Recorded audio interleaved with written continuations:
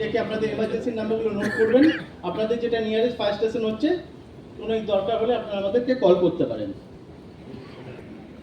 पीछे आ जाना पीछे और पवन का काम और पीछे इसको काट डालता है। আমার বাম দিকে যেগুলো রয়েছে সেগুলো হচ্ছে নর্মাল আর্টিকেলস রয়েছে, এবং আমার ডান দিকে যেগুলো রয়েছে সেগুলো ফায়ার রিটার্ডেন্ট সলিউশন দিয়ে ট্রিট করা রয়েছে।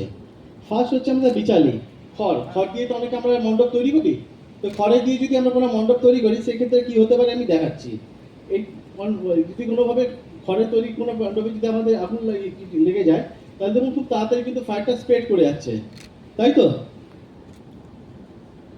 ফায়ার রিটার্ডেন্ট সলিউশনটা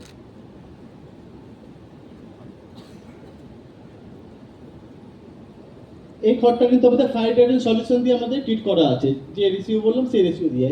এটা যদি কোনোভাবে আমরা ফায়ার দিই,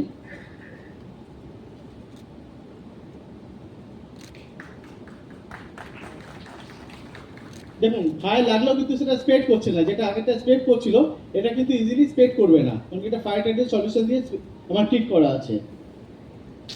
कहाँ आया थे बोल, जो थक गया था इतना।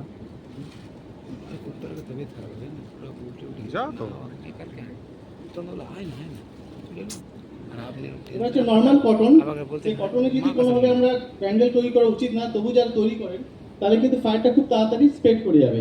দেখুন দেখুন খুব তাড়াতাড়ি ফায়ার কিন্তু এটা স্প্রেড করে যাচ্ছে। কিন্তু সেম যদি আমরা ফায়ার রিটার্ডেন্ট সলিউশন দিয়ে আমাদের ট্রিট করা আছে, একটু ফায়ার রিটার্ডেন্ট সলিউশন দিয়ে স্প্রেড করলে কিন্তু এটা একটু কুকড়ে যায়, দেখতে পাচ্ছেন।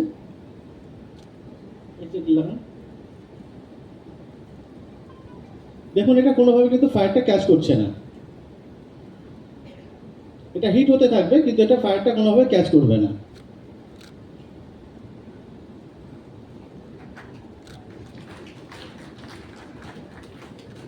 ওকে,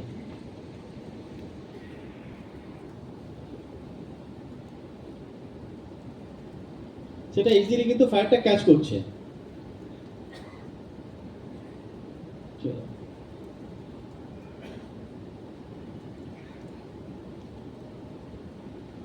কোনো কটনের যদি কাপড় থাকে, সেই কটনের কাপড়ে যদি আমরা ফায়ার রিটার্ডেন্ট সলিউশন যদি স্প্রেড করি তাহলে কিন্তু সেটাও কিন্তু ইজিলি ফায়ারটা ক্যাচ করছে না। দেখুন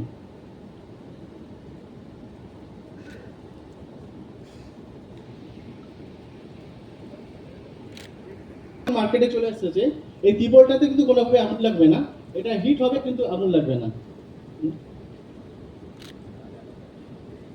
সাইডটা ধরুন, সাইডটা দেখুন এটা হিট হবে, এটা গরম হয়ে যাবে কিন্তু এটা কোনোভাবে ফায়ারটা ক্যাচ করবে না। ওকে,